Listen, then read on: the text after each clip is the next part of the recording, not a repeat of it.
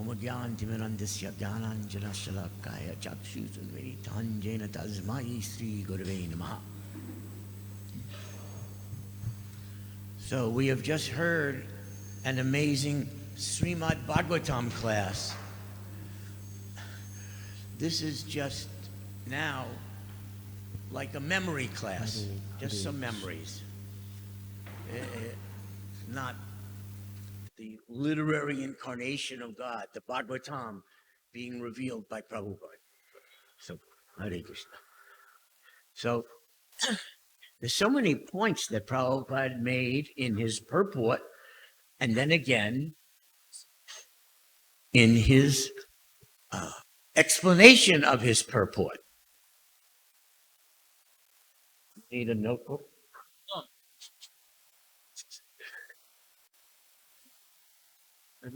Okay, we'll skip what I said in Hindi. So,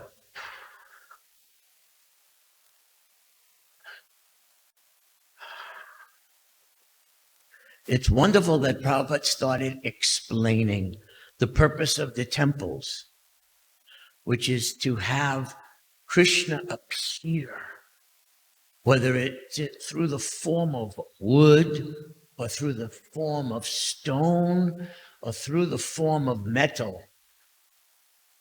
But it takes the prayer and request of a pure devotee. Then Krishna cannot resist. Then Krishna comes in the Archa Vigraha form. If I request Krishna to come, if Prabhupada requests Krishna to come, Krishna comes. Hare Krishna. So ये बहुत अच्छी बात है कि प्रभुपाद जी ने हमको जो उद्देश्य है मंदिर का वो बताया है, और यहाँ पे हर मंदिर में प्रभुपाद जी ने विग्रह स्थापित की, विग्रह का सेवा बताया। विग्रह जो है वो कोई पत्थर नहीं है, वो तो भगवान स्वयं साक्षात अपने धाम से पधार रहे हैं। कैसे पधारते हैं, क्यों पधारते हैं? जब प्रभुपाद जैसे शुद्ध भक्त भगवान को बुलाते हैं तो भगवान आते हैं, हमारे बुलाने से भगवान नहीं आते।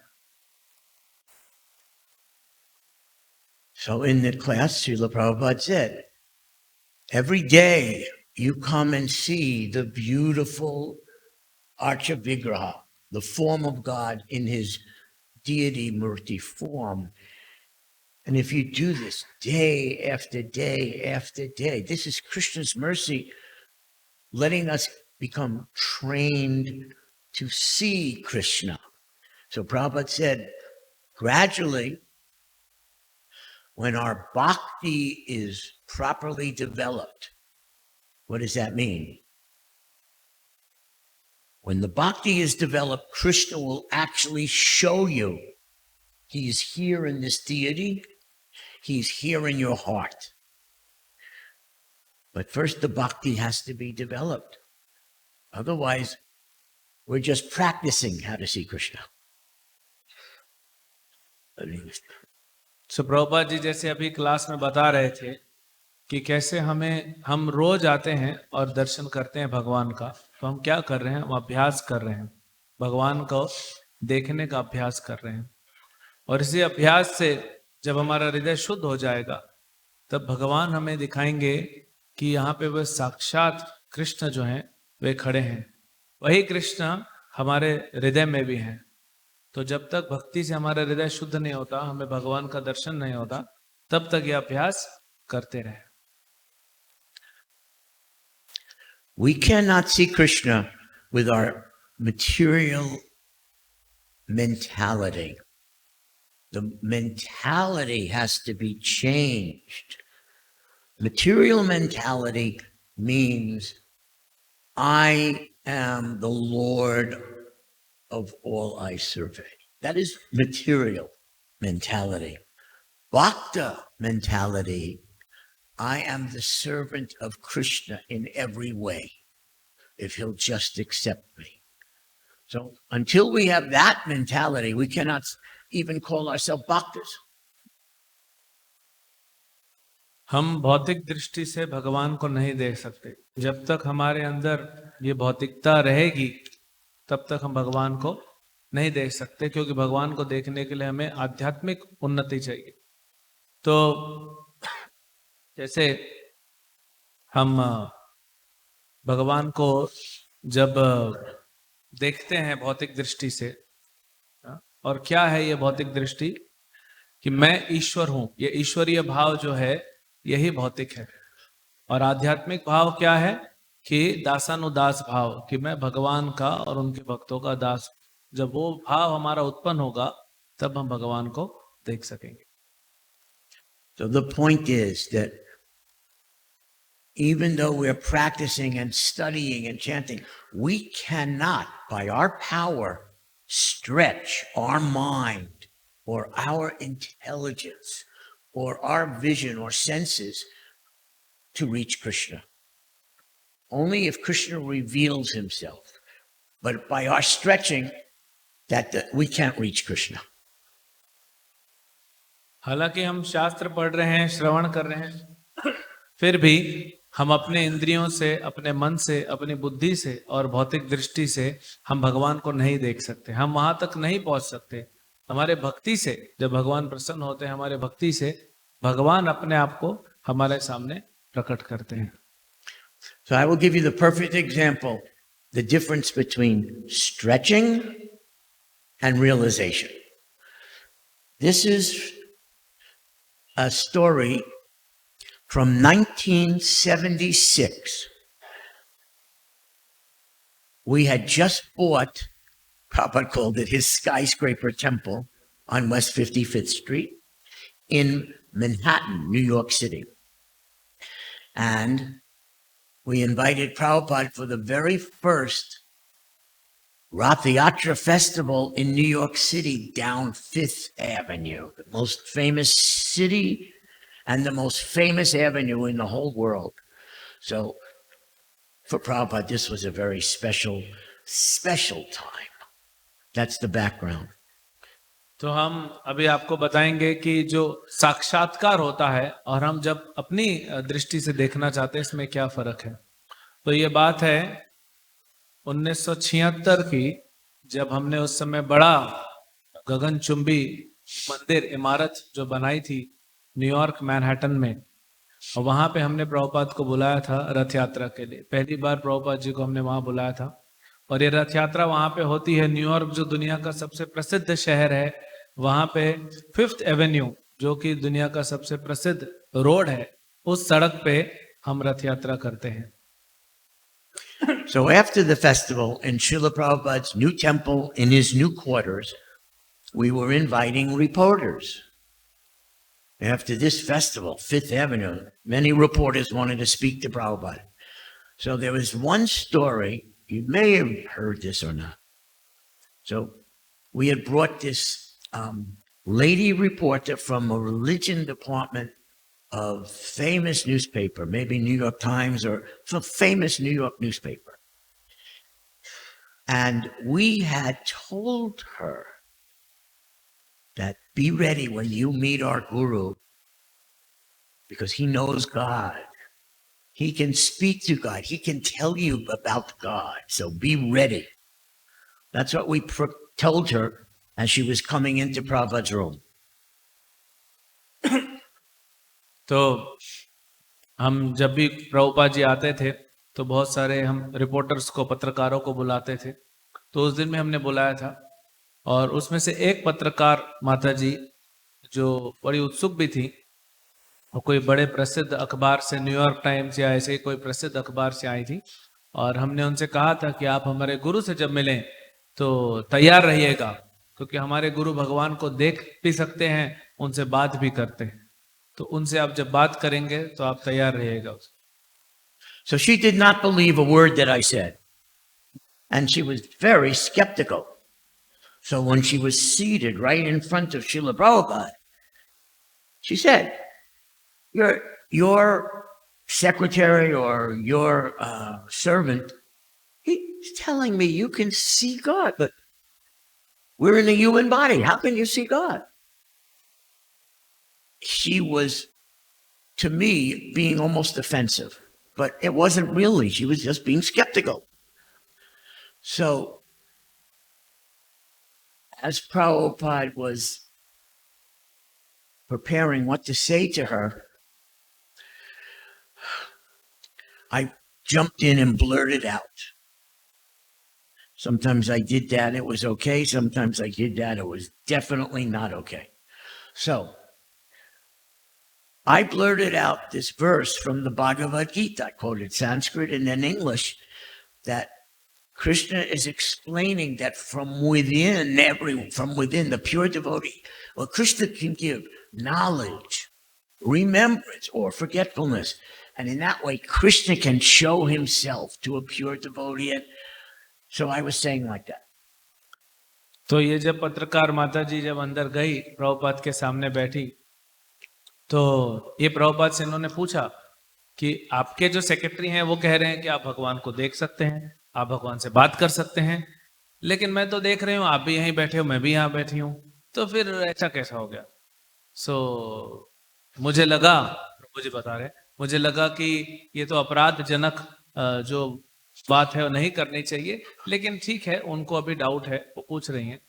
प्रभुपाद जी सोच रहे थे ना, प्रभुपाद थोड़ा समय लिए कि बोलने से पहले, तब तक मैं बीच में आया और भगवद गीता से श्लोक कोट किया और उसका इंग्लिश ट्रांसलेशन बताया, सर्वस्य चाहम हृदय सन्निविष्टो मत्त स्मृति ज्ञानम अपोहनम च, कि मैं हृदय में बैठा हूँ और मैं ही ज्ञान देता हूँ, मैं ही भुला देता हूँ। तो ऐसे भगवान जो हैं वो ज्ञान देते हैं। कभी कभी मैं जब बीच में बोल देता हूँ तो वो तो ठीक है कभी, लेकिन कभी ठीक नहीं भी होता है। So, Prabhupada was not pleased. In fact, he was disturbed. So he points to me. I am used to sometimes, in fact, it was part of my Leela with Prabhupada, that he could beat me. And I love to be beaten by Prabhupada. Anyway, so he points to me with a frown and a piercing glance that tears into me. No, it is not like that.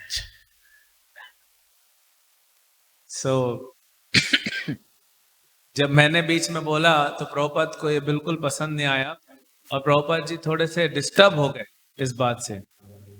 Prabhupada ने बड़ा घूरते हुए गुस्से से मेरी तरफ point करते हुए और कहा कि नहीं, ये ऐसा नहीं है जैसा आपने कहा।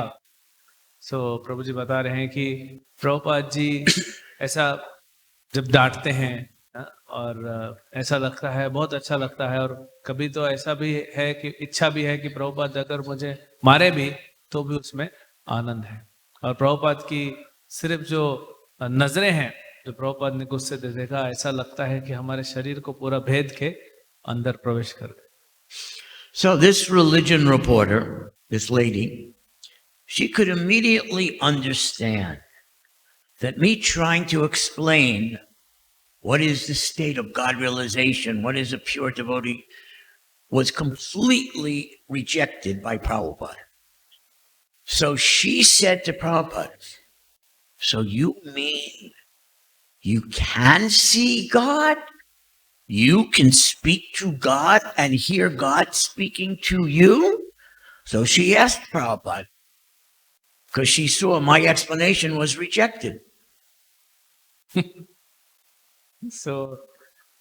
जब वो रिपोर्टर ने देखा कि प्रभुपाद जी ने कैसे मेरा जो मैंने बीच में बोला उसको एक्सप्लेनेशन को उसको रिजेक्ट कर दिया प्रभुपाद ने, और फिर वो और आश्चर्य हो गए, वो पूछ रही है प्रभुपाद से, तो इसका मतलब है कि आप भगवान को देख सकते हैं, आप भगवान से बात कर सकते हैं, क्योंकि आपने अपने सेक्रेटरी का तो एक्सप्लेनेशन को रिजेक्ट कर दिया जो बोल रहे हैं परमात्मा रूप में भगवान है, यानी मतलब आप भगवान को साक्षात देख सकते हैं और उनसे बात कर सकते हैं।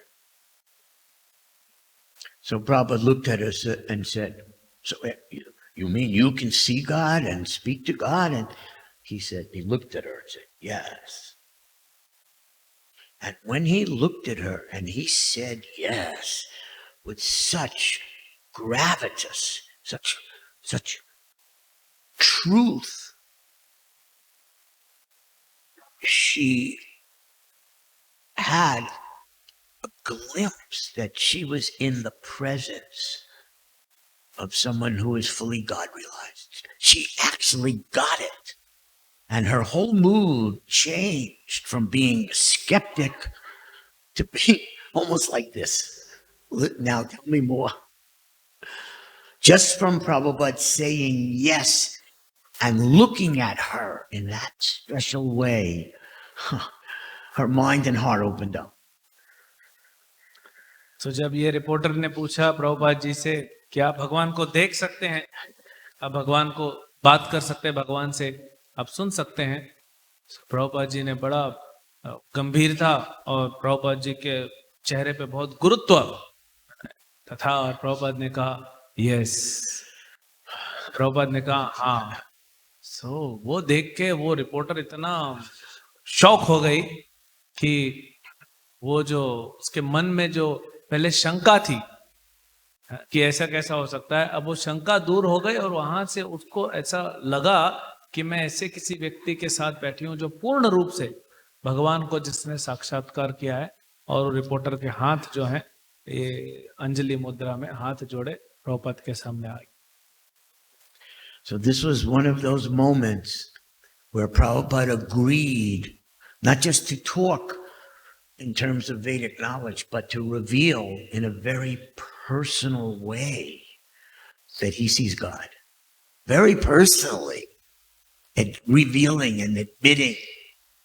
So that was a moment of just, I was in the room with some other devotees and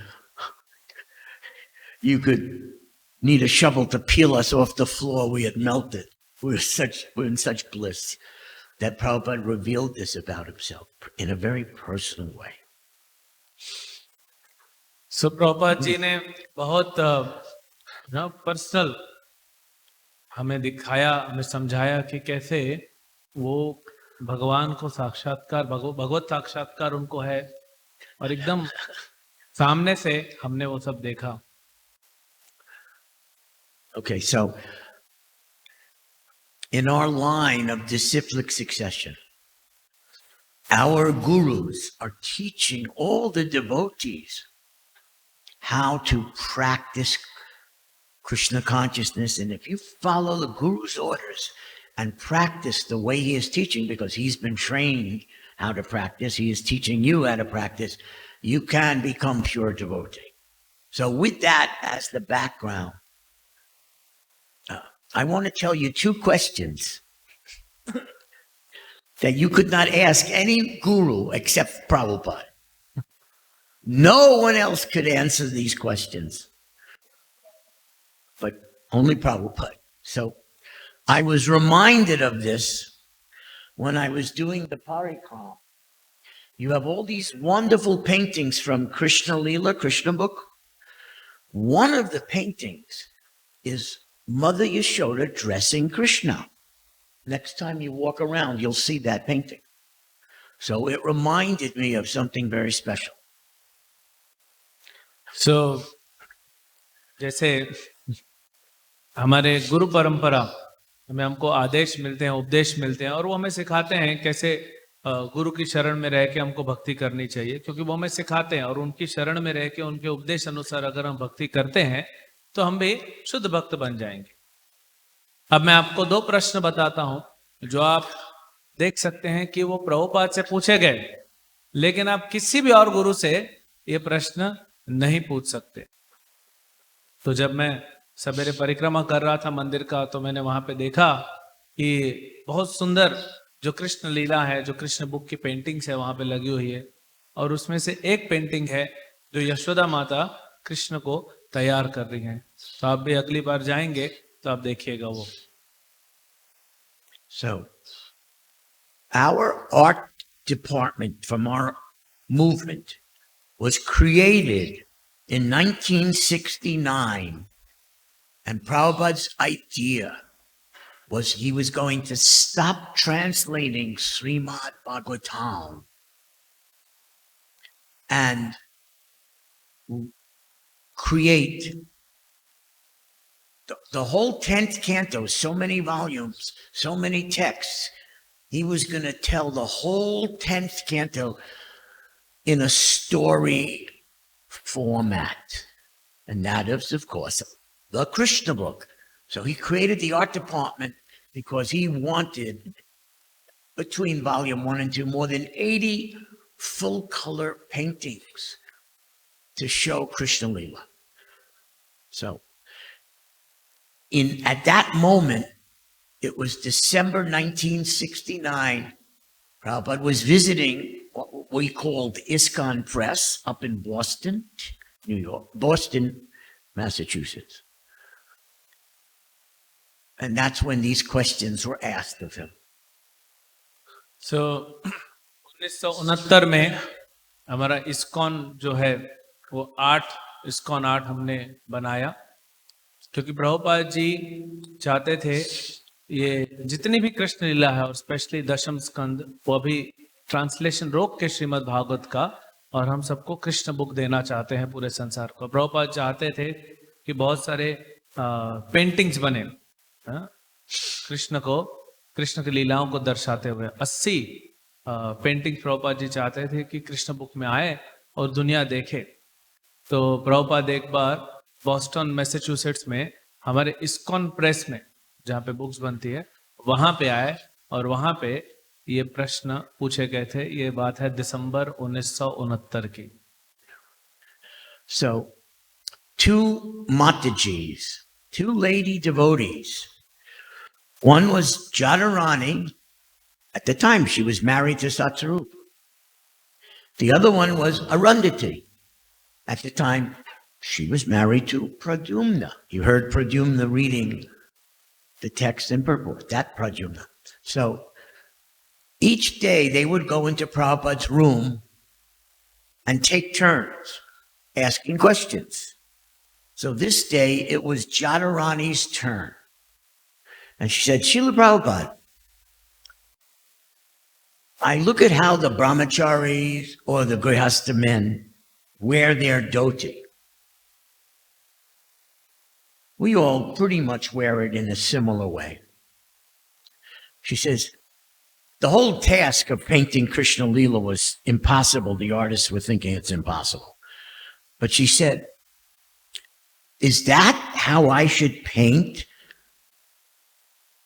Krishna's dhoti when Mother Yasoda dresses Krishna? And Prabhupada said, no. He then stood up. He then stood up. He went to his armoire, little closet. Of course, he's already wearing his dhoti. He goes to his closet and pulls out a new dhoti. He's standing in front of Jadharani and Arundhati, and he's tying this new dhoti in a way that no one had ever seen. He's modeling. They can't believe that they're seeing this. And after Prabhupada fastens this dhoti, he says to Jadharani, this is how Mother Yasoda dressed Krishna. This is what it looks like. You think you could ask any devotee in the world today that question and they'll know how to answer? No. But Prabhupada immediately showed the answer. How is that possible? Because he's there in Krishna Loka. He has seen this with his spiritual eyes.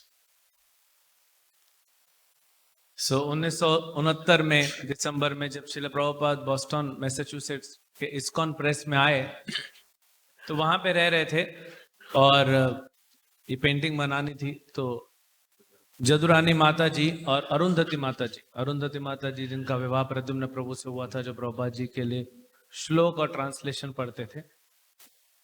तो ये दोनों माताएं एक एक करके प्रश्न पूछने जाती थी प्रभुपाद से, क्योंकि पेंटिंग में हमको क्या बनाना है।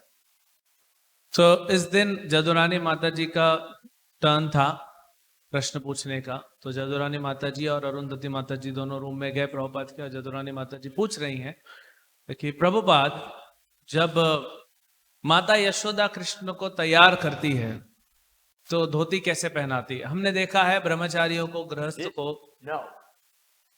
हमने देखा है ब्रह्मचारी गृहस्थ जो हमारे आंदोलन में है वो धोती पहनते हैं, तो उस तरह का क्या मैं धोती पेंट करूं? तो प्रभुपाद जी ने कहा नहीं। और फिर प्रभुपाद जी उठे, और ऑब्वियसली प्रभुपाद ने अपने कपड़े पहने हुए थे। प्रभुपाद उठे और अपने अलमारी से एक नया धोती निकाला, और वहीं वो दोनों माताओं के सामने वो पहन के दिखा रहे हैं कैसे माता यशोदा कृष्ण को धोती पहनाती है। तो प्रभुपाद जी मॉडलिंग करके दिखा रहे हैं, हाँ? और बता रहे हैं कि ऐसे ऐसे पेंटिंग करो, क्योंकि यशोदा माई जो है वो कृष्ण को ऐसे धोती पहनाती है। तो ये प्रश्न आप किसी को भी नहीं पूछ सकते, क्योंकि प्रभुपाद जी गोलोक वृंदावन में है, वो देख के बता सकते हैं। आप किसी को आज ये प्रश्न पूछ नहीं सकते, उनको उत्तर नहीं पता हो।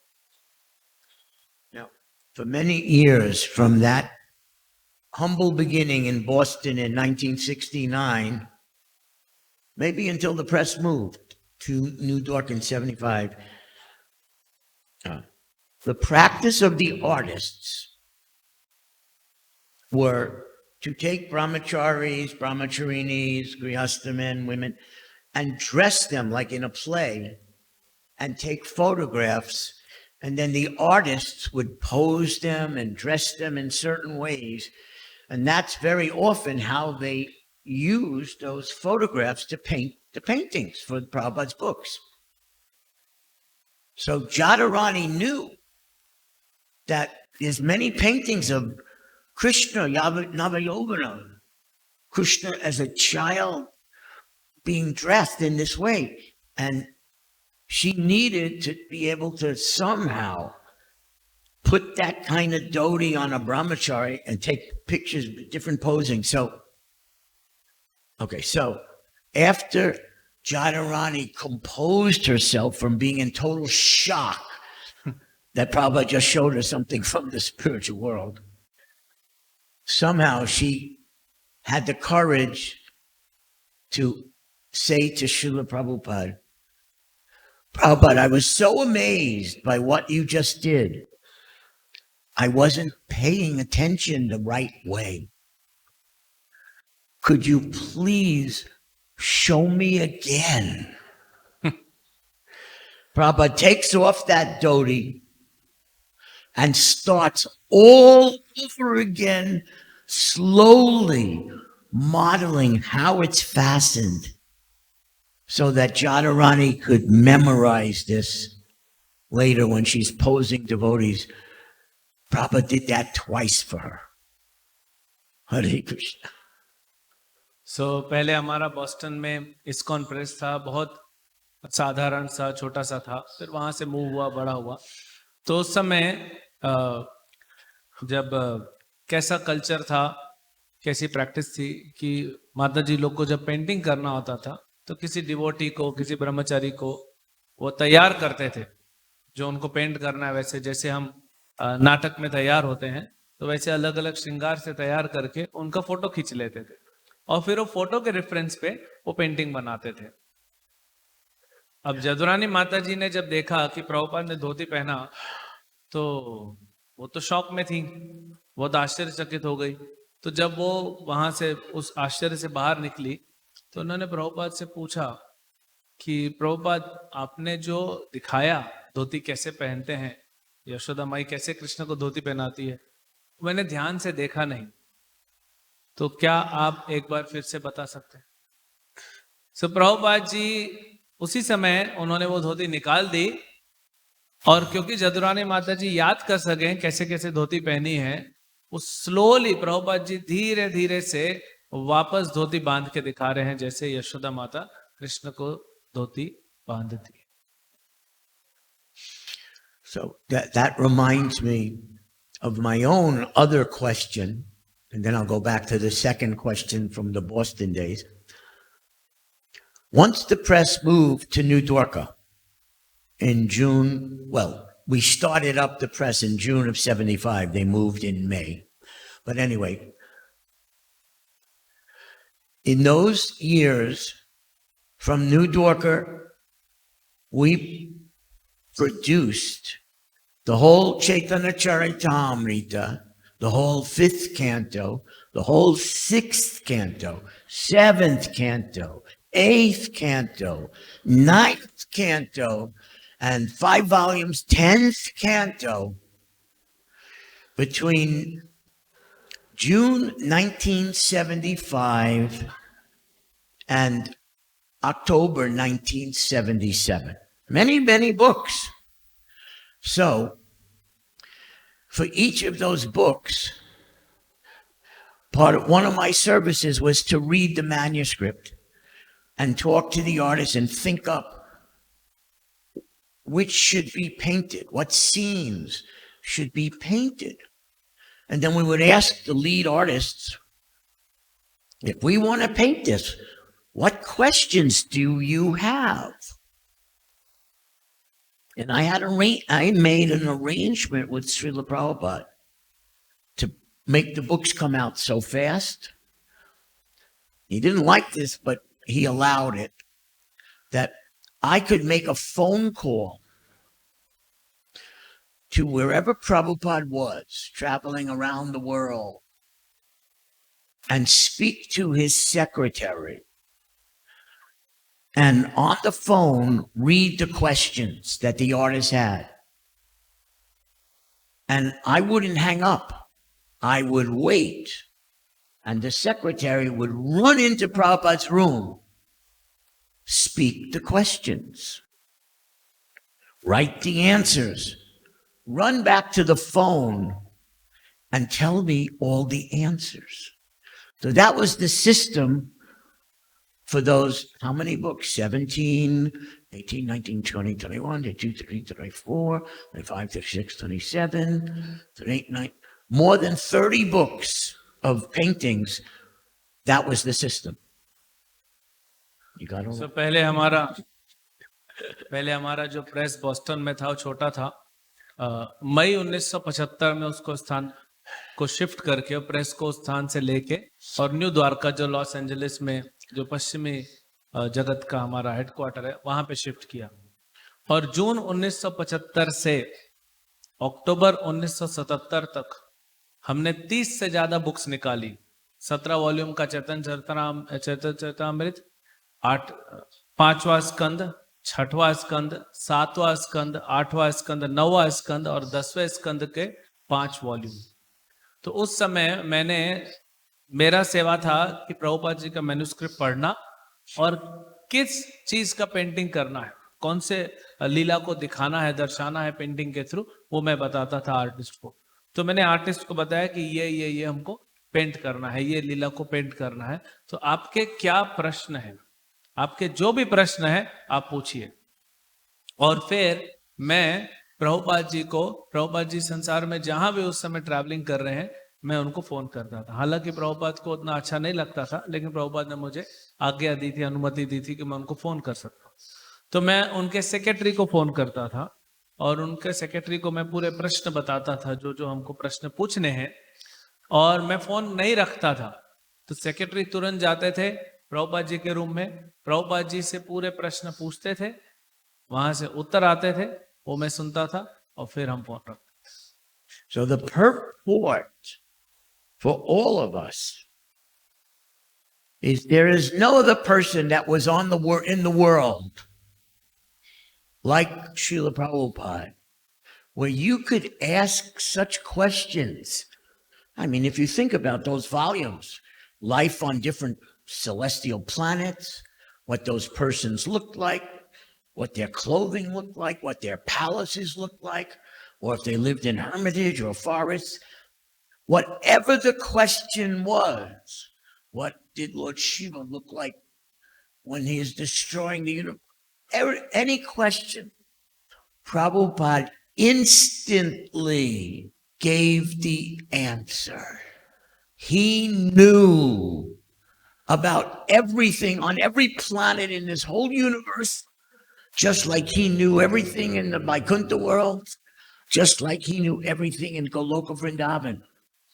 Anyone else, you ask a question, okay, I will get back to you after I do quick research and read so many, but then I'll give you the. No, our Prabhupada instantly knew, and we were asking questions about everything. He instantly gave the answers. There's no one else you could ask questions like that and get instant answers. That is our Srila Prabhupada. सो ये तात्पर्य इसका यह है कि कैसे हम प्रभुपाद जी के पास कोई भी प्रश्न लेके जा सकते हैं और प्रभुपाद जी तुरंत हमें उसका उत्तर दे देते थे। अभी इतने सारे हमको बुक्स निकालने हैं, जैसे हमने इतने सारे स्कंद का बताया, अलग अलग स्कंद में, तो सिर्फ इस विश्व का नहीं, अलग अलग ग्रह जो हैं इस ब्रह्मांड में उसका डिस्क्रिप्शन चाहिए। वहां पे जो लोग रहते हैं, कैसे कपड़े पहनते हैं, कैसे महलों में रहते हैं, क्या खाना खाते हैं, या वो कुटीर में रहते हैं या वन में रहते हैं। तो हम प्रभुपाद के पास जाते थे और प्रभुपाद जी के पास जब प्रश्न लेके जाते थे तो प्रभुपाद जी इन सारे प्रश्नों का तुरंत जवाब देते थे। प्रभुपाद को सब पता है इस संसार में, इस ब्रह्मांड में अलग अलग ग्रह में क्या हो रहा है, कैसे हो रहा है, क्या दिखता है, और वैकुंठ जगत में, गोलोक वृंदावन में, सब चीज का उत्तर जो है प्रभुपाद जी तुरंत देखते थे। ऐसा नहीं आप किसी और से पूछेंगे तो वो कहेंगे कि आप अपना प्रश्न आपने पूछा, अब मुझे थोड़ा समय दीजिए, मैं वापस आऊंगा इसके उत्तर के साथ, और बैठ के रिसर्च कर रहे हैं। प्रभुपाद जी देख सकते हैं और उनको सब पता है, इसीलिए वो तुरंत आंसर दे सकते हैं। ये है हमारे Srila Prabhupada. So now we go back to that little room in the brand new temple in Boston, 1969. Now, some of your department heads for your Sankirtan Marathon, they heard this, but it's as nectar the second time as it is the first time. So now it was Arundhati's day to ask a question of Srila Prabhupada. So each day they would think, what one question are they going to ask? So Arundhati, in her turn that day, said, you would never ask this question of anyone in ISKCON. I know that. You would not. But she was bold and she asked this of Srila Prabhupada. She said, just the two ladies in the room. She said, Srila Prabhupada, can you hear Krishna's flute? So you would never ask anyone that question in ISKCON, right? It would be, you wouldn't even think of that as a question. She asked that of our Srila Prabhupada. So the way they told it to me, Prabhupada leaned back in his seat and he closed his eyes as if in a trance, as if he left his body, although his body was there. And some moments later, Srila Prabhupada opens his eyes and says to Arundhati, you hear Krishna's flute? So our Prabhupada said, oh yes.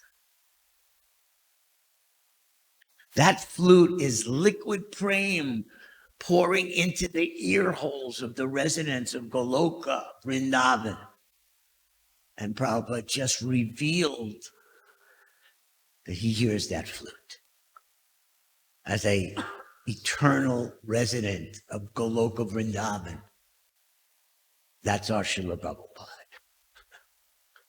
तो हम 1969 के में वापस चलते हैं, जो Boston में हमारा छोटा सा मंदिर था, और ये दोनों जो आर्टिस्ट माता जी हैं, जदुरानी माता जी और अरुंधति माता जी, तो आज अरुंधति माता जी का टर्न है प्रश्न पूछने का। तो ये दोनों प्रभुपाद के रूम में जाती हैं और ये प्रश्न आप किसी भी भक्त से, किसी भी गुरु से ISKCON में नहीं पूछ सकते, लेकिन अरुंधति माता जी ने वो हिम्मत दिखाई और ये प्रश्न पूछा। और प्रभुपाद जी से पूछती हैं कि क्या आप कृष्ण की बांसुरी की आवाज सुन सकते हैं। तो प्रभुपाद जी थोड़ा पीछे टेक लगाई प्रभुपाद ने और आंख बंद करके ध्यान में चले गए। ऐसा लगा मानो कि प्रभुपाद अपना शरीर छोड़ के कहीं चले गए, लेकिन शरीर वहीं पे है।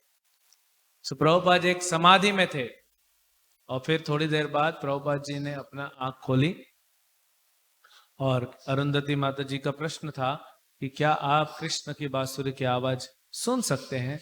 सो प्रभुपाद जी ने कहा हाँ।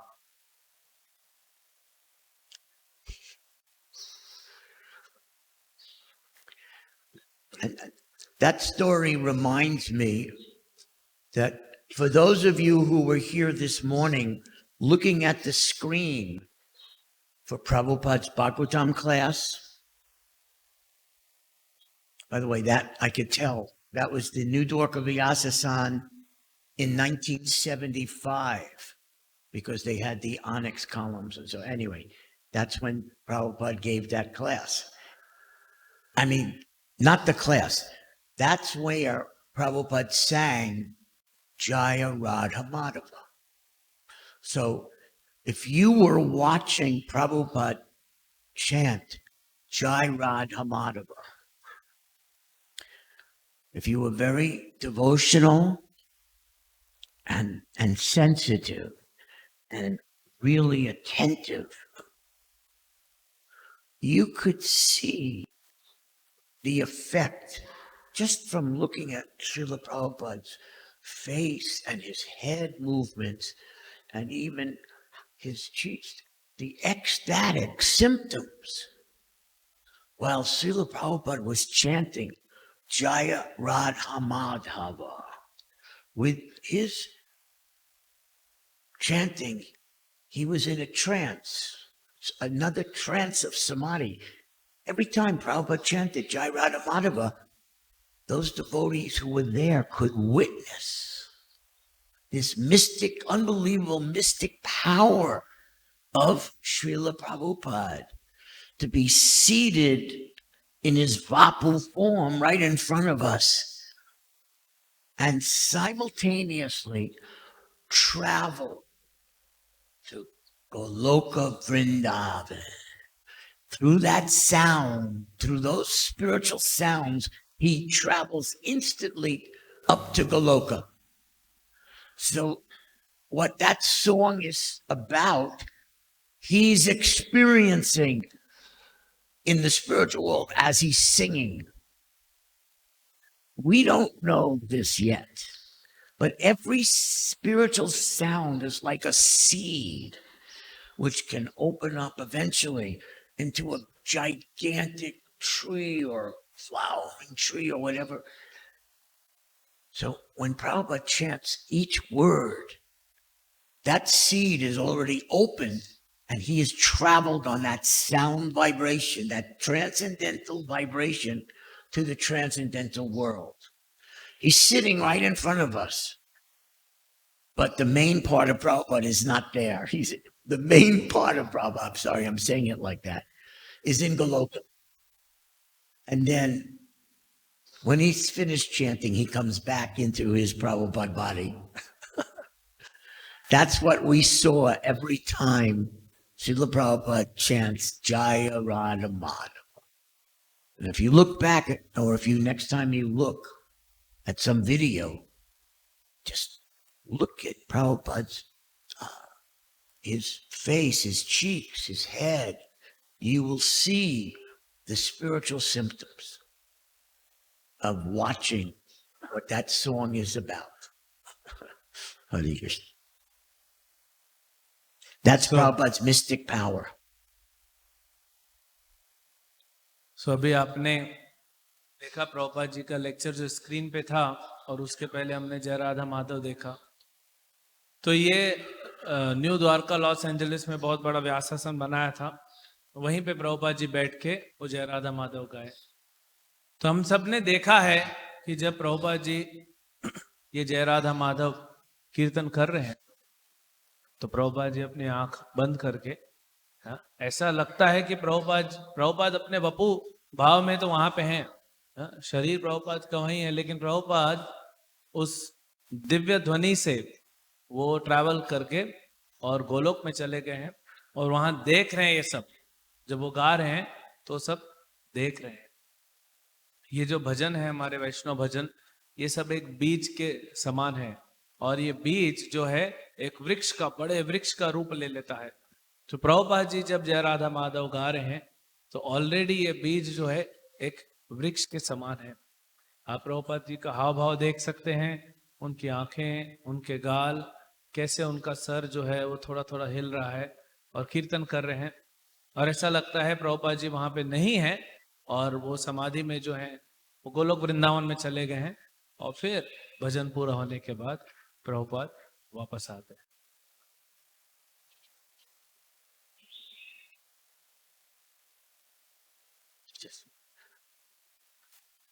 It's a wonderful meditation that Prabhupada, while he walked this earth, was speaking to Krishna, was traveling to Goloka, was speaking with Krishna to write his books. Just this wonderful, amazing reflection. So we have time for, I think we have time for one more story I can tell. तो ये जो हम ध्यान कर सकते हैं, बहुत ही सुंदर इसका भाव है। हम प्रभुपाद जी के बारे में ये बात कर रहे हैं और प्रभुपाद के ऊपर ध्यान कर सकते हैं कि कैसे प्रभुपाद जी एक ही समय पे इस संसार में चल भी रहे हैं और वहीं वो कृष्ण से बात भी कर रहे हैं गोलोक वृंदावन में। तो अभी हमारे पास समय है थोड़ा और हम एक और लीला प्रभुपाद की चर्चा करेंगे।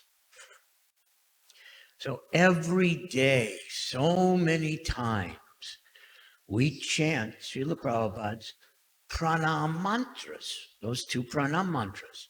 So to tell this story, I would ask if all of you chant with me the second pranam mantra.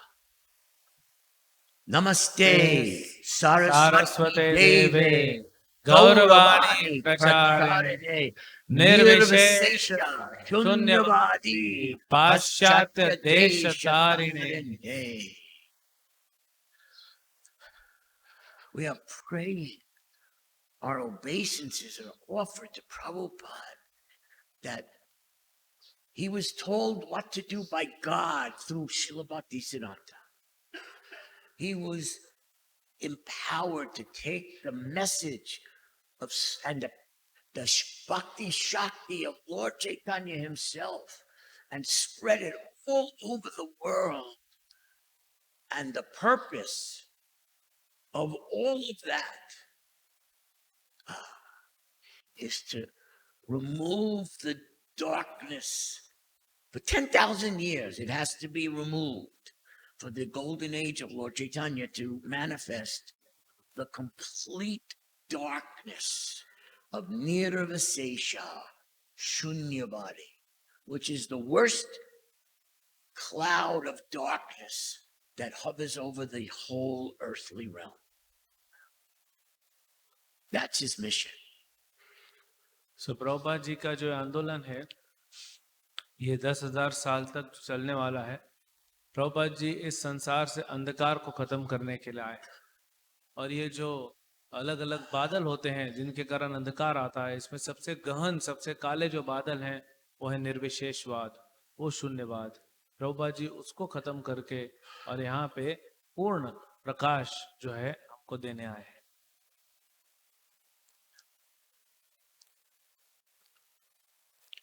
So this is how Srila Prabhupada explained it to me. I was his, I don't know how to say it. He somehow let me live with him for 30 days in January of 1977. And we would actually sleep in the same room and have conversations all during the day.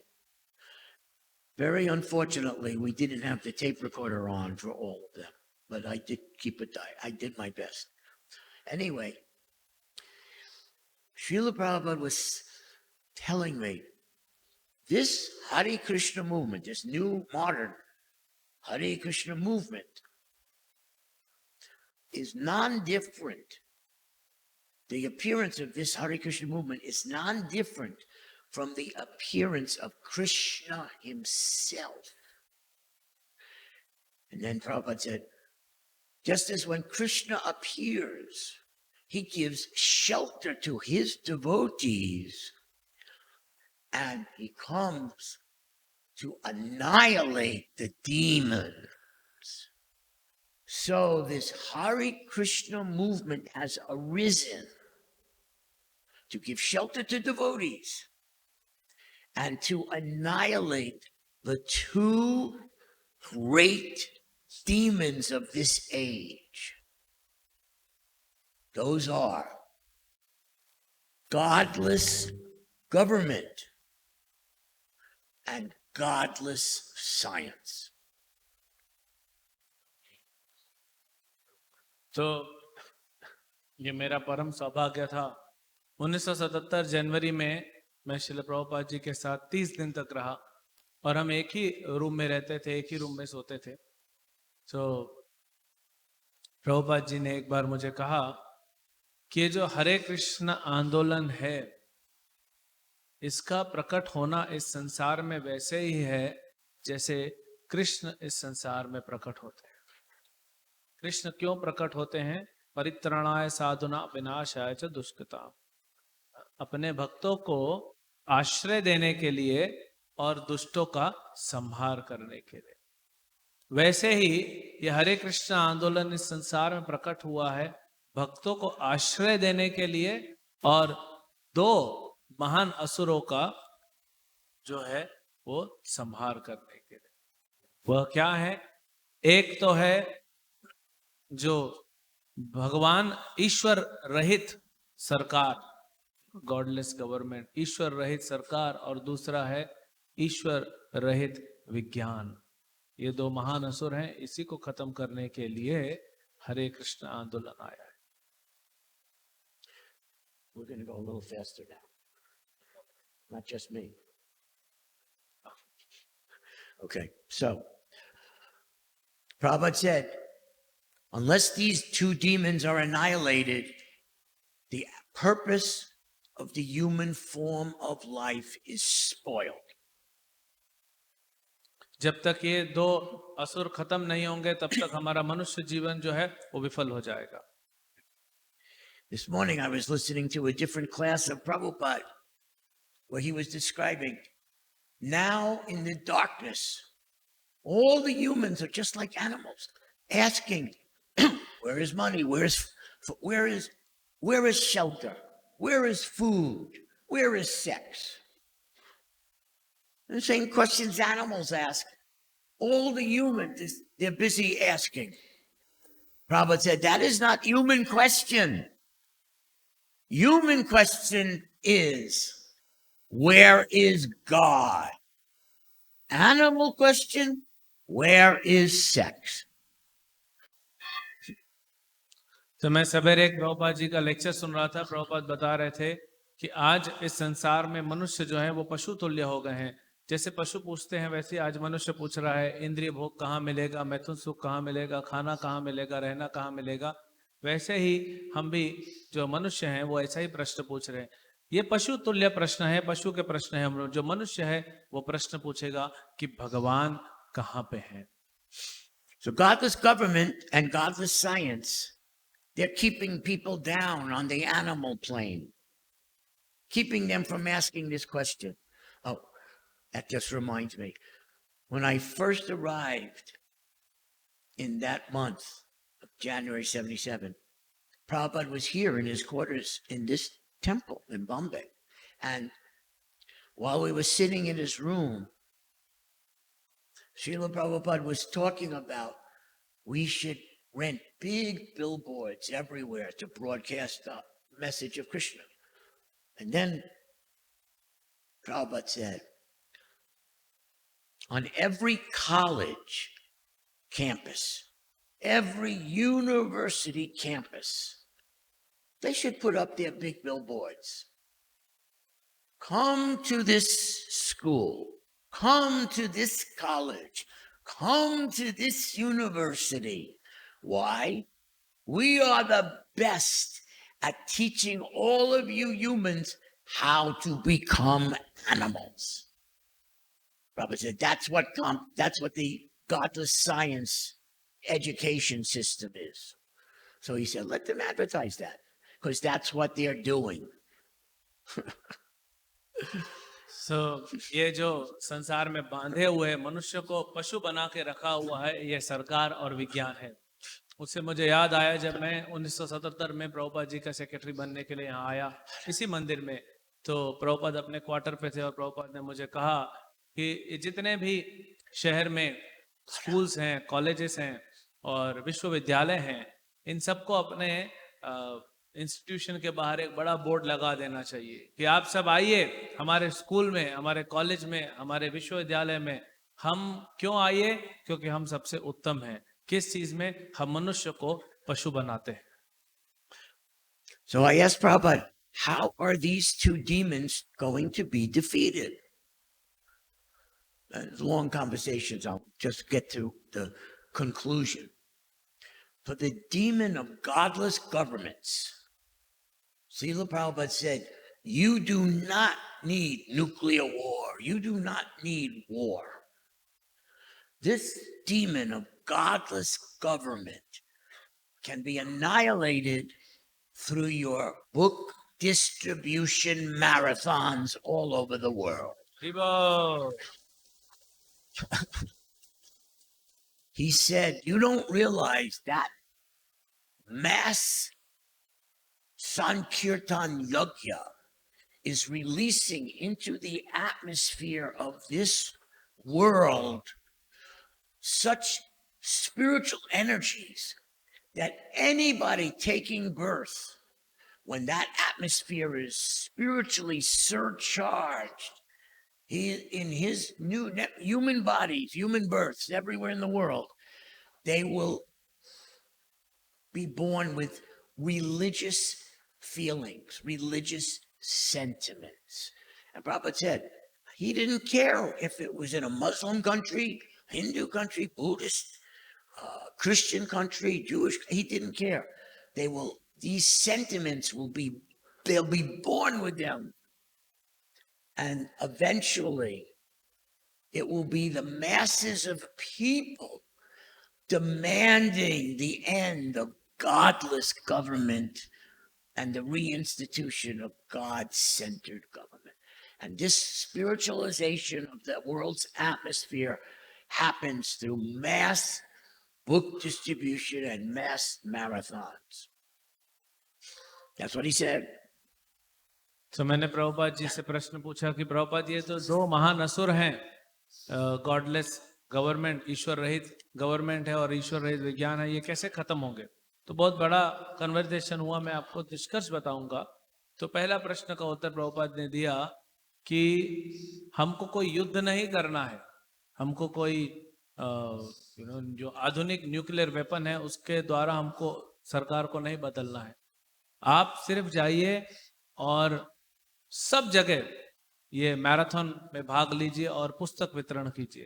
तो इन पुस्तकों के द्वारा पूरे विश्व में क्या होगा, जब हम यज्ञ कर रहे हैं तो पूरा वातावरण में परिवर्तन होगा, लोगों के भाव में परिवर्तन होगा, आगे आने वाले जो बच्चे होंगे उनके भी अंदर परिवर्तन होगा और सब धीरे धीरे धर्म के प्रति उनका रुझाव बढ़ेगा। तो धर्म के प्रति जब हो जाएगा और ये सब जगह फैलेगा, चाहे वो हिंदू हो, चाहे मुस्लिम हो, चाहे क्रिश्चियन हो, फिर वे खुद ही कहेंगे कि हमको ये ईश्वर रहित, जो धर्म रहित सरकार है, ये नहीं चाहिए, हमको वो चाहिए जो कृष्ण को केंद्र पे रख के सरकार चलाती है। तो इसीलिए आप सब जाइए और पुस्तक वितरण कीजिए।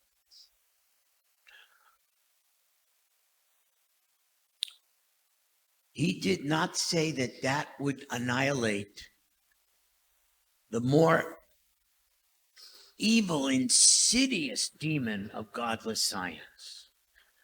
To annihilate the demon of godless science is the purpose, second purpose of Hare Krishna movement, annihilate godless government, annihilate. We have not done that second purpose anywhere practically in ISKCON yet. This awaits us, this task of how Prabhupada wanted us to defeat this godless science. Why? Because for more than 200 years, they have been unchecked. They have gone into children books, adolescent books, young man, women books in college. In every book used in every school throughout the world, they have conquered. There's no God. It's not even allowed by the godless government to even mention God in these school books.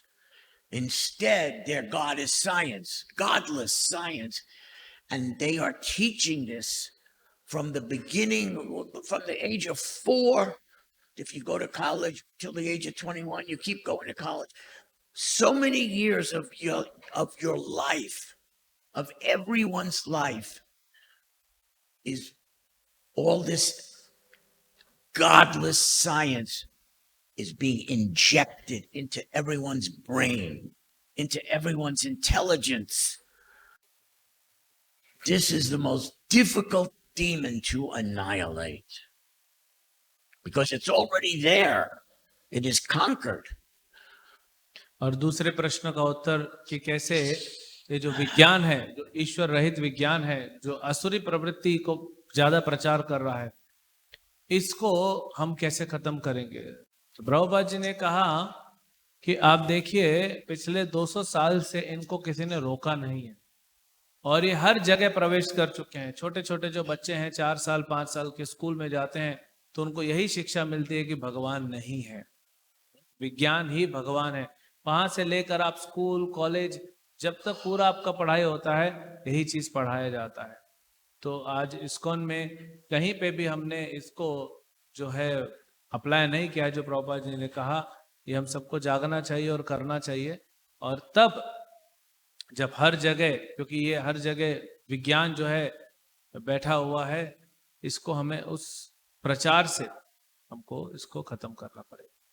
So, Jnani, they will explain Nirvisesha and Shunyavadi in an academic way. Impersonalism philosophy, voidist Buddhist philosophy. They just present it in those philosophies. And then everyone, including ISKCON devotees, think, well, that doesn't affect us. I don't believe in Buddhism or impersonalism. That's not Prabhupada's explanation of Nirvisesha and Shunyavadi. Prabhupada's explanation, this is affecting everyone, every human in the whole world, including in ISKCON. Every human is under the spell of Nirvisesha Sunyavadi, not some obscure philosophy, but something very practical in their lives, which Prabhupada explained. So, Prabhupada ji बता रहे हैं कि निर्विशेषवाद और शून्यवाद जो है ये कैसे पूरे संसार को इफेक्ट कर रहा है। हम सोच रहे हैं कि हम तो इस्कॉन के भक्त हैं, हम तो निर्विशेषवाद और शून्यवाद से प्रभावित नहीं होते, लेकिन प्रभुपाद जी ये नहीं बता रहे हैं। प्रभुपाद जी कह रहे हैं पूरा विश्व इससे प्रभावित हो रहा है। और कैसे आज स्कूल में और कॉलेज में बड़ा बड़ा फिलोसॉफी के रूप में निर्विशेष और शून्यवाद इसको प्रचार किया जा रहा है। तो प्रभुपाद जी बता रहे हैं इसको कैसे हमको खत्म करना है। In every school they are teaching, where is life coming from? Where are different species coming from? Where do planets come from? Where does the whole universe come from? And they present this in their language of science.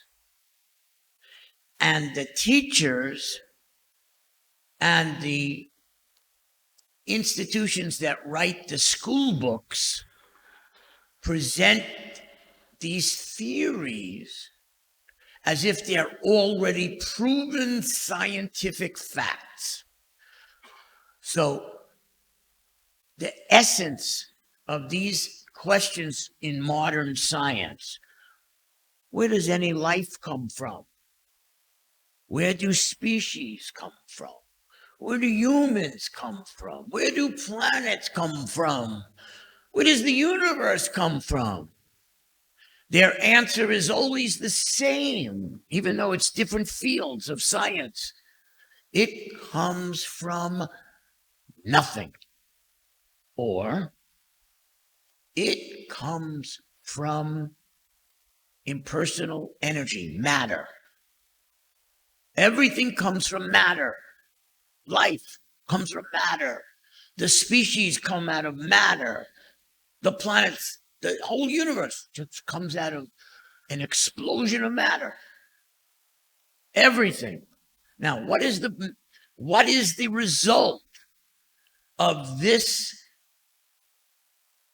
teaching about the origin of everything, which science does in every grade, in every school in the world? The result is, there's no purpose to life. It just evolved, maybe by material chemical combinations. That's not purpose. Oh, the purpose is just to survive? That's the purpose of life? That the nature of matter, when it forms into molecules and then become somehow living cells, is just to survive? They have no purpose to what life is.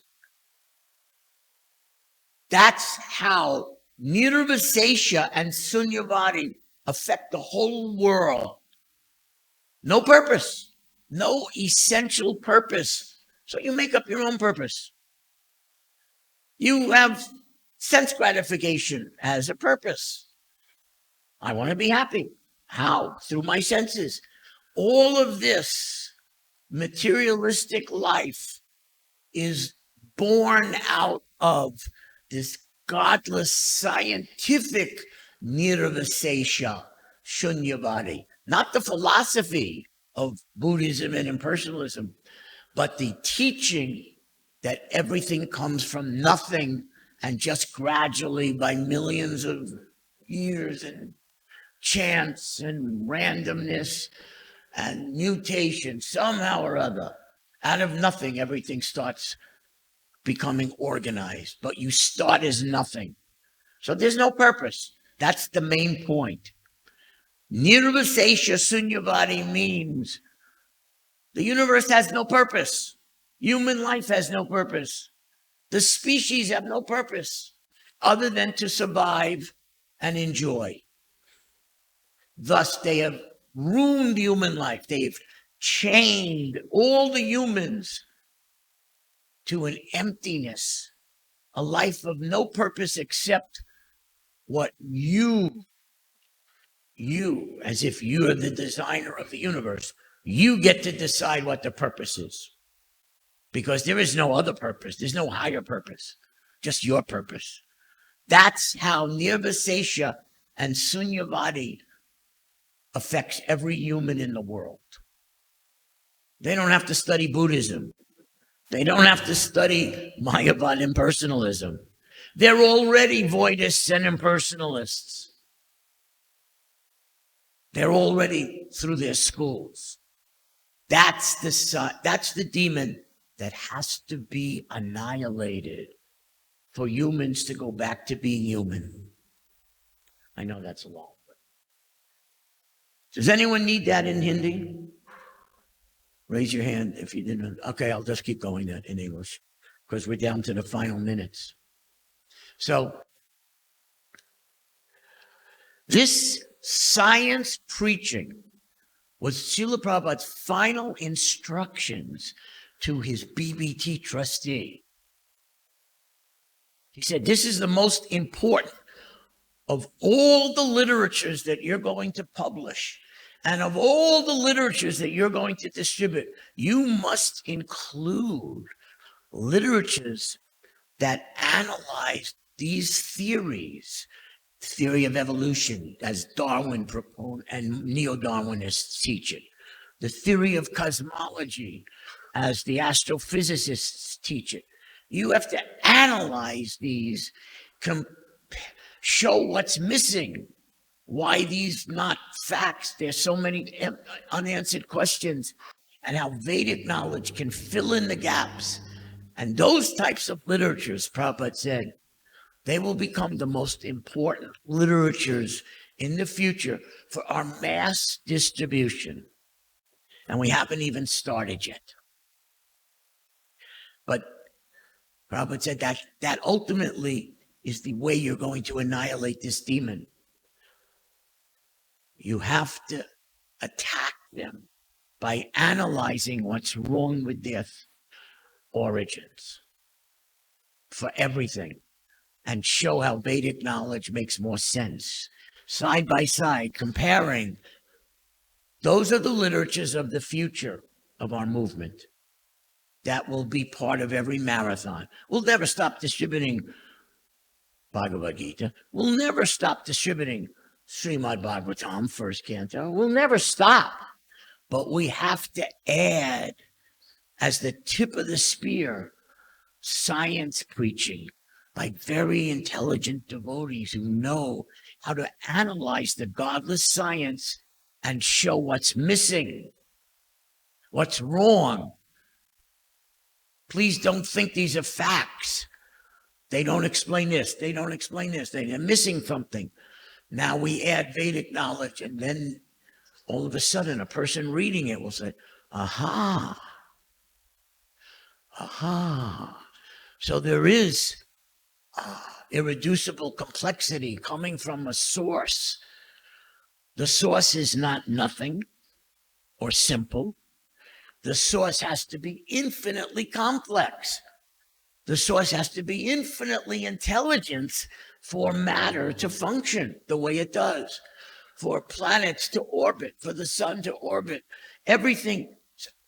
This is the science preaching of the future of our movement that Srila Prabhupada said is the purpose of this Hare Krishna movement, to annihilate this godless science.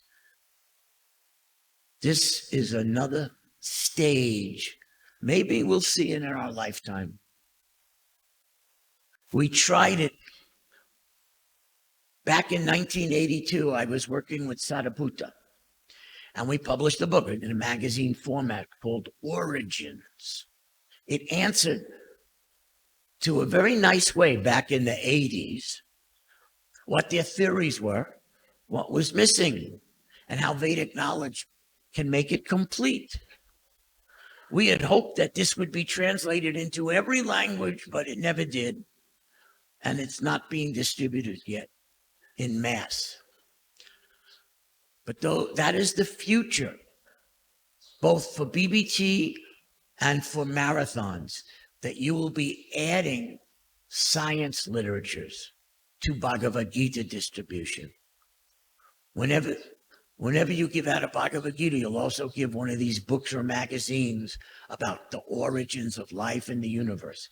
That day is coming, because that's what Prabhupada said is how you will finally defeat the second great demon of this age, godless science. So, using the great brain of our Satiputta Prabhu, now we have a whole Bhaktivedanta Institute working to take the way those theories of the 80s are now in the theories of the 2020s. The scientists have been very busy trying to answer the problem of their own theories. They have been very busy coming up with new versions, new theories. We will always need the Bhaktivedanta Institute devotee scientists to continually show what's wrong with each new theory.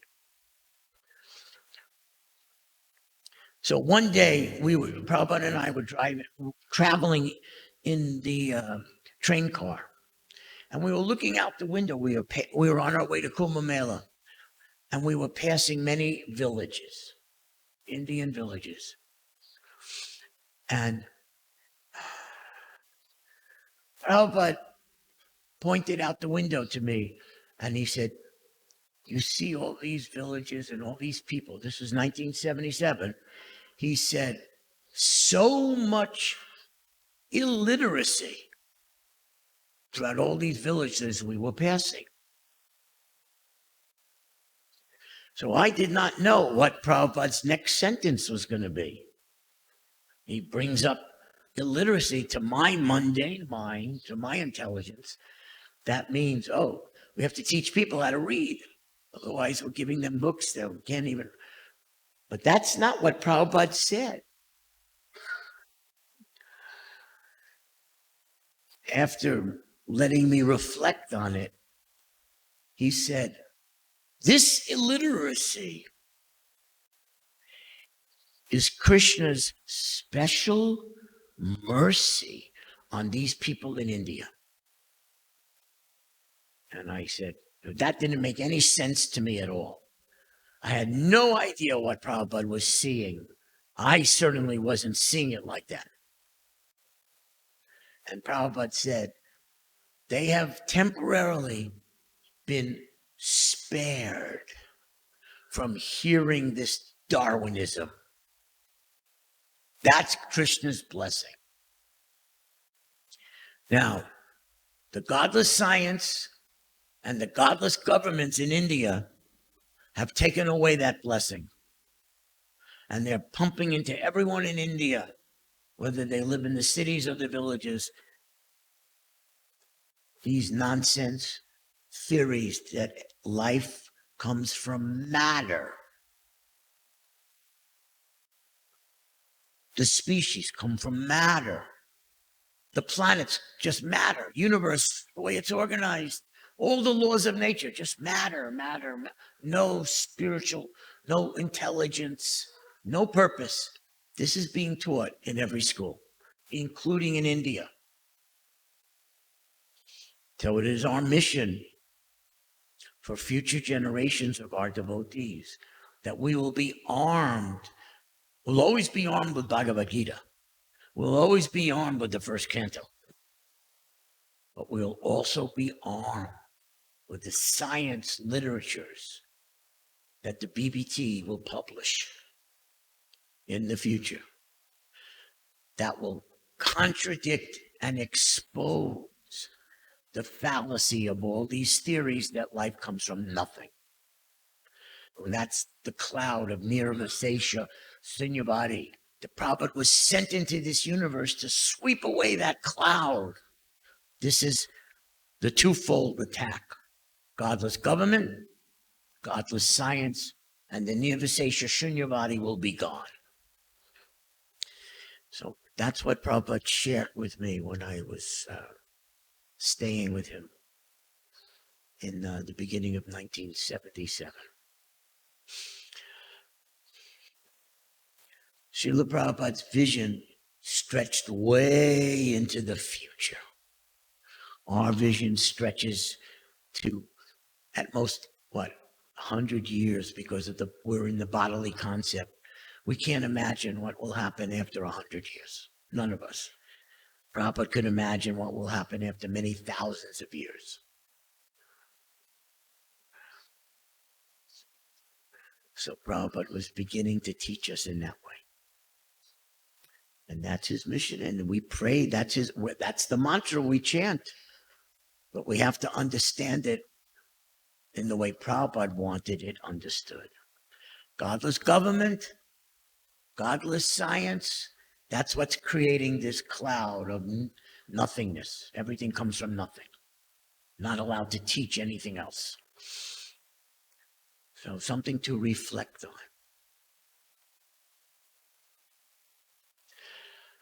I don't know if anyone wants to make a comment or say anything or ask a question, but yes. You have to speak very loud so everyone can hear.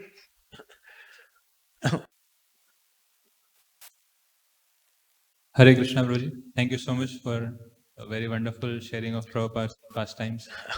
So this one devotee who is in book distribution marathon right now in the bus, he had sent me this question to ask to you. So this is regarding you discussing with Srila Prabhupada about Krishna book. And Satsvarup Maharaj writes in his book that Rameswara then mentioned that Dai Nippon had said the book would be much cheaper if the BBT printed it the same size as Srimad Bhagavatam. Krishna book would be printed as the same size as Srimad Bhagavatam instead of the larger size.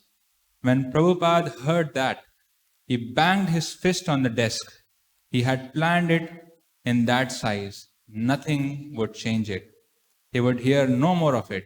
He then told Rameswara to leave the room. So this incident, this highlighted. He's mixing up two stories. Oh, But yes, there was a story about changing the artwork of Krishna book.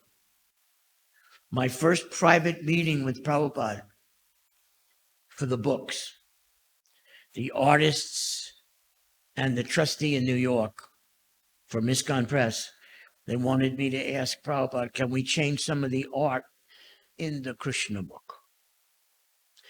And each time I showed Prabhupada what they want to substitute, put in, he got angrier and angrier until finally, in Prabhupada's sitting room, he sees, it's hanging in his bedroom, but there's no door, so he sees this beautiful painting by Devahuti Dasi of the Ras Leela. The only reason you don't have it in this parikram is because it's horizontal, and all the paintings you have in this parikram are vertical. But this is the most important painting in the Krishna book. The artist wanted to take it out and put in some new thing that they painted, which they actually put in like I think it might have been in the second or third, beginning of third canto. They, without asking Prabhupada's permission, they painted this painting and put it in his books. So I showed it to Prabhupada. The artist wanted to use this now for Ras Leela. Oh God, was he angry. I had never seen Prabhupada that angry. So he's looking from his sitting room where he translates through that open arched doorway to the Ras Leela painting that he wakes up to and sees just before he takes rest every night. And then he looks at this painting with the flowing hair and the dancing, and oh God, did he criticize that painting. Then he criticized the artist who painted it. Then he criticized the material pollution in their minds for painting it. He was so angry and slamming his fist on his desk. And somehow he said to me, once I have approved the painting, you cannot remove it. He explained more. If you want to paint the same scene in a better way, but it has to be exactly the same scene, same style. Otherwise, once I have approved it, that's it. It's my book, not someone else's book, to make whimsical changes in 100 years from now, 50 years from now. No. Once I have approved it, it cannot be changed. And I'm not going to get into this discussion about changing his words or his art. But you can imagine what that would lead to when he said, once I have approved it, it cannot be changed. So that was what he was referring to with the bang of it. And then Prabhupada looked at me and just said, get out. Now, the other story, which is conflated, is in 1973. By the way, that story was also from 1973. Prabhupada ordered me, get out. But the other thing was, in 1973, the Arab countries formed an association called OPEC. This is mundane history. All the oil producing OPEC countries they formed a special, like they joined this special group. And they decided to declare economic war on the Western world. They withhold petroleum. They withhold gasoline. Now, Dainipan, which Prabhupada loved, they had done so much for Prabhupada. Everything that they used to make books, paper and everything, had to be shipped on boats into Japan. Then, when the books would be printed, again, shipped on boats to different countries around the world. And all of that shipping runs on petroleum, on oil. And the Arab world was withholding oil. And the price went double, triple, unimaginable so-called scarcity.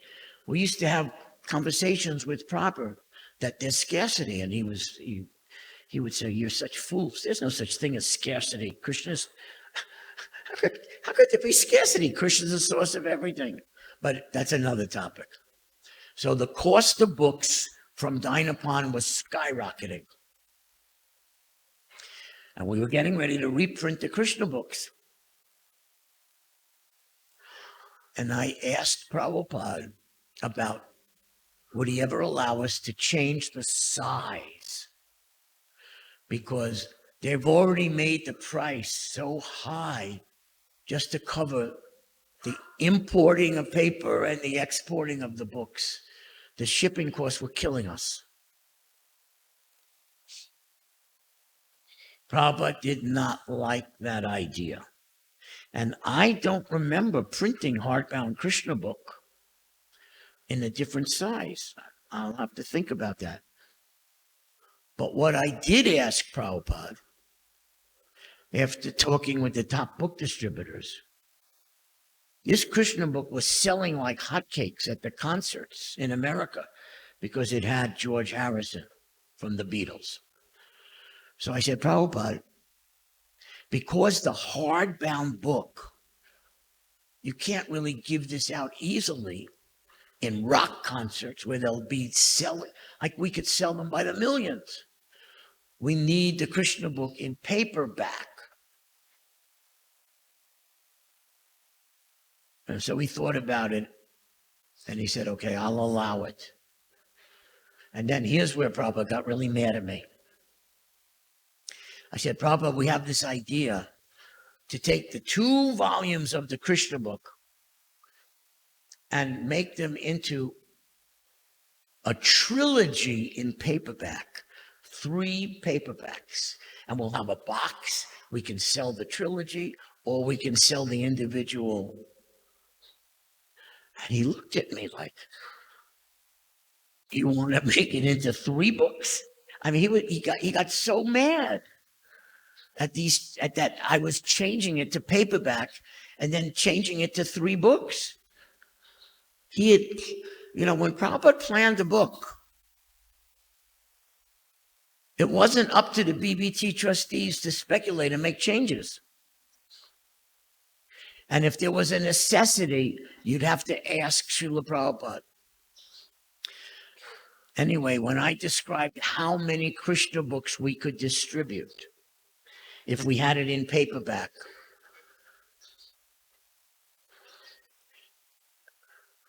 that was one of those times where he was so mad, but he allowed it. Usually when Srila Prabhupada was very mad at me, he did not allow. This was the one time he allowed it. And so for many years in America, we printed the Krishna book trilogy and sold it everywhere in America, especially at these concerts, because we were taking advantage of this George Harrison 1-page forward. We printed it in each book with the beetle apple and everything. And they were literally selling hundreds and hundreds of thousands of sets of Krishna books. More than you can imagine back then. So that's what Prabhupada said. We never changed the hardbound size I can't remember changing it during Prabhupada's time. while Prabhupada was present. Because I still have all the hardbound Krishna books in 2 volumes, the coffee table size that Prabhupada, that we used to carry in our book bags going door to door. It was only after Prabhupada's disappearance that the trustees in Europe started printing hardbound Krishna book in the Bhagavatam size. After Prabhupada left. And there is a history that you can trace where you have to balance necessity based on economics and what Prabhupada would have allowed. And if they didn't have experience with Prabhupada, like 50 years from now, whoever the trustees are, it will all be devotee mental speculation. Because they would not have asked Prabhupada anything. So you have to, this information about Prabhupada and how he viewed changes to his books, he spoke about, that has to be handed down very carefully to all the future BBT trustees of our world. If these books are going to be around for 10,000 years, that's a lot of trustees, a lot of generations. And this has to be very carefully documented and passed down. But that devotee, right now, he's selling Krishna book, right? In Hindi or some Indian language. Yes. And what is it? Hardbound? The size of the Bhagavatam? Yes. That decision was made after Prabhupada's disappearance. It doesn't mean that the Krishna book loses its potency. Please tell him that Krishna book is just as potent. And if you're distributing more because of the size, there is precedent. When we asked Prabhupada to go to paperback, small size, he did allow for mass distribution. He would make such an allowance. Potency is still the same. Please assure him. Hare Krishna. Thank you, Prabhu. You got to pass the mic. Hare Krishna. I don't want to ruin the devotees' prasadam time. So one more question or comment. Short comment. The people learn in college so much, they become qualified, and after they won't get any job. It's called a sushikshit bekar. So ISKCON devotees can reach to them and make a full-time devotee and convince them that what you have learned, it is just enough. Now you will learn the Gita and Bhagavatam and make your life success. I'm having a hard time understanding your comment. That was a comment. Yeah. But for my ear, it was too fast. I need a translator of your English. I'm sorry. He's asking that nowadays people are learning so much of rubbish in the colleges. Yeah, what? They are learning so much of ignorance in the colleges. They are learning so much of ignorance in the colleges, and they are unemployed now. Many of the students, they are not employed with the government or proper jobs. So those unemployed students can be preached by ISKCON devotees. That's what his comment is. That's a wonderful comment. Yes.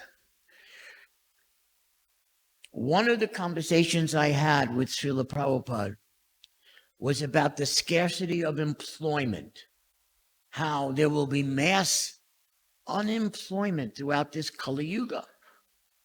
And Prabhupada's vision was, those people who are unemployed, our movement is for them. And especially, he said, going into the future of Kali Yuga, maybe 1,000 years from now, there will be such scarcity, not just of employment, but of food, of rain, of so many things. And we, by that time, ISKCON will have many, many successful farms.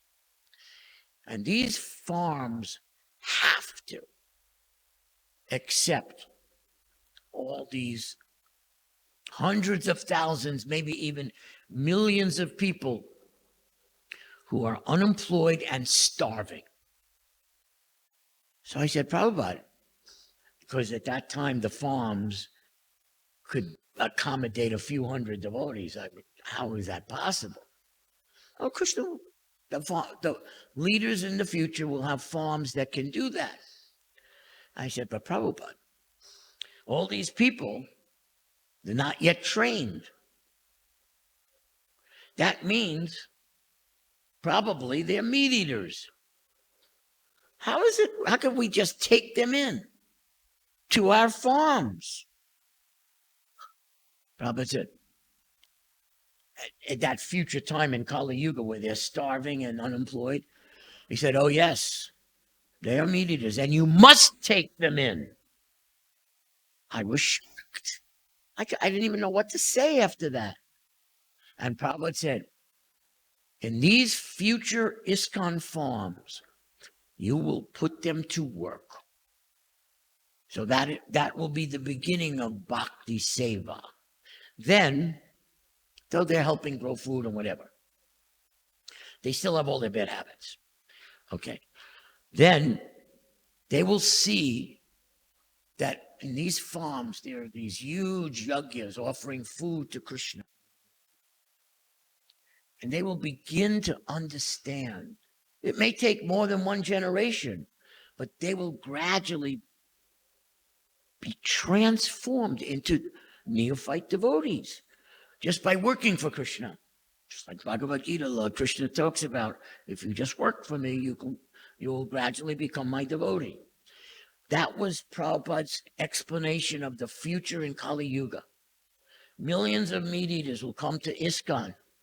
We will be taking them in and converting them very slowly and gradually.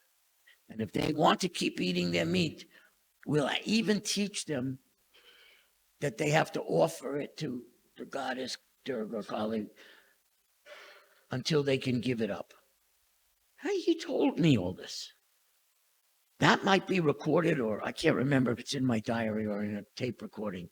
But those are conversations that I had. I love talking about the history and future. And Prabhupada loved talking about that with, for some reason he liked talking about it. One day we were having this intense conversation about the future of Kali Yuga and ISKCON. And finally, it was 10 o'clock at night. And Prabhupada said, okay, you take rest. We were on a sleeper cart, share it together. I said, thank you, Srila Prabhupada. So I lie down at 10 o'clock. At midnight, I was wide awake. I felt so much energy. So I just opened my eyes. And actually, the first thing I look is for Prabhupada. Because I'm in the same sleeper car. And Prabhupada is sitting there on his bed, so quietly, cross-legged, just looking, waiting for me to wake up so he could keep talking the exact same conversation where we left off. So Prabhupada loved these topics. And that, what I just described is called being on Prabhupada time. When you traveled with Prabhupada, you were not on your normal time. You're on his time. You're in a bubble based on his energy, based on him taking 2 hours sleep and then waking up to translate books. And the servants had to be ready in case he needed anything or wanted anything. So that's called Prabhupada time. My words. But yes, unemployed students, especially, they're intelligent. That means they're a little intelligent.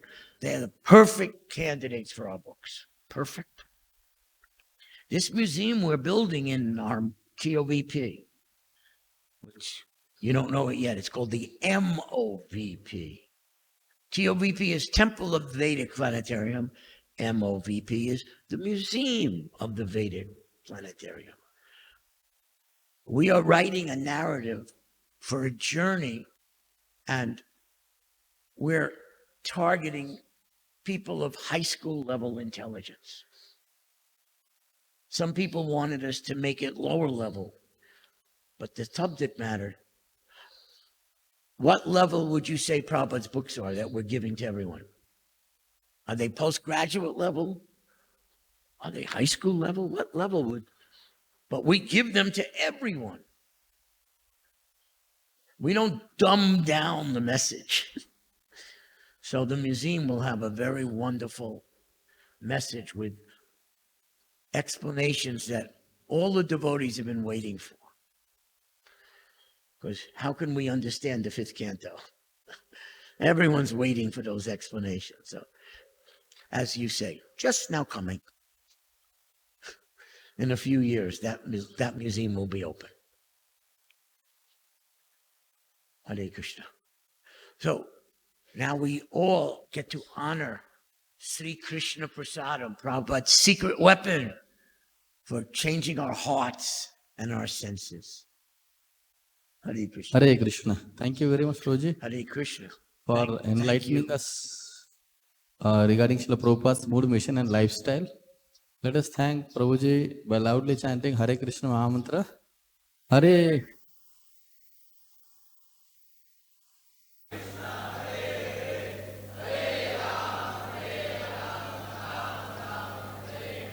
अगर आप लोगों को भूख नहीं लगी तो जोर से बोलो हरी हरी.